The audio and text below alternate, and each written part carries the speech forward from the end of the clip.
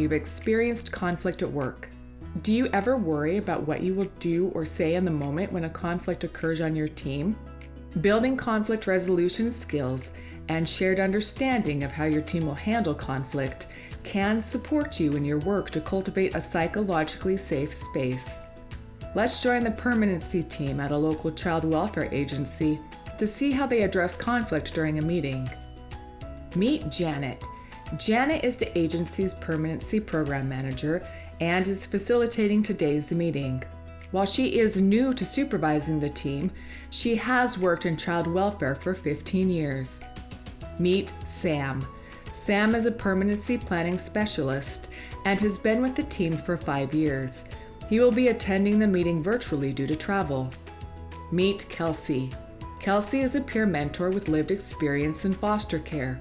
For the past 3 years, she has worked with young people navigating permanency planning. Good morning, team. Thank you, Sam, for joining us virtually today. Our team has been asked to develop a work plan that includes recruitment strategies, a compensation plan, and specific approaches to include young people, parents, and caregivers in every aspect of the initiative. This sounds great. I have many ideas about how we can include some of the young people I mentored and their family members. Who will be responsible for leading the work plan development? Hold on. I would like to say something. Janet, I'm not sure including more young people and families is going to help our initiative. We've already started planning, and I feel like this will just delay our progress. To be blunt, I'm not sure there's any value add here. I can already tell you what we're going to hear, and honestly, listening to people complain all day about what didn't work doesn't feel very productive to me. One moment, Sam. I'd like to answer Kelsey's question. As a reminder, please use the raise your hand icon so we can make sure everyone has a chance to respond. While all of us play a role, we are looking for volunteers to facilitate working sessions.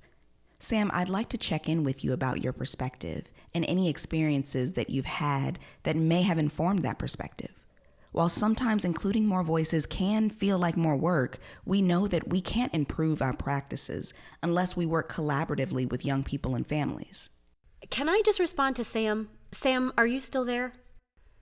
I totally disagree. In my role, I consistently hear good feedback about what we could be doing differently that would improve our processes and lead to better permanency outcomes. The young people I meet with are always expressing interest in opportunities to share their perspectives with the agency, and they're not complaining. They're thinking about what needs to be changed.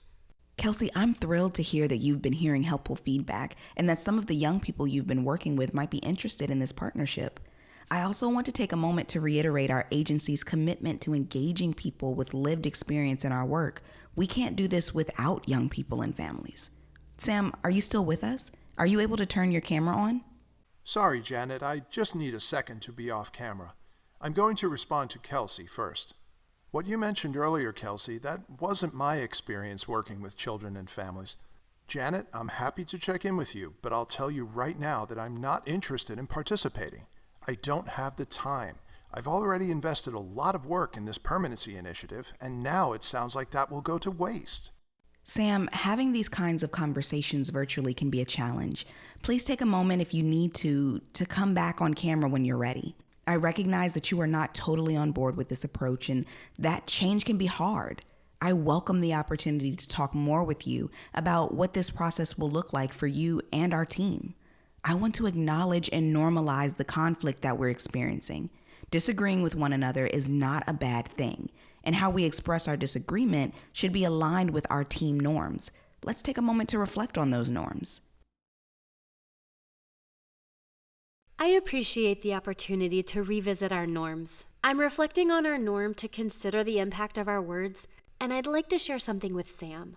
When you said your work would go to waste, and that engaging people with lived experience wouldn't add value to our process, it made me feel like you were dismissing my experience, my value, and the value of the young people I work with. I'm not sure if that was your intent, but I wanted to be sure I shared it with you in the spirit of honesty and open communication that's also in our norms.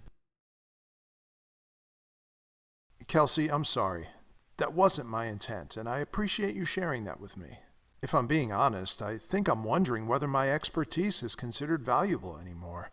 I should have thought about how to share those concerns instead of making it seem like I don't care about you and the people we work with. I'm going to take Janet up on her offer to process some of this. Revisit the Fostering Psychological Safety on Child Welfare Team's resources as you reflect and plan with your team.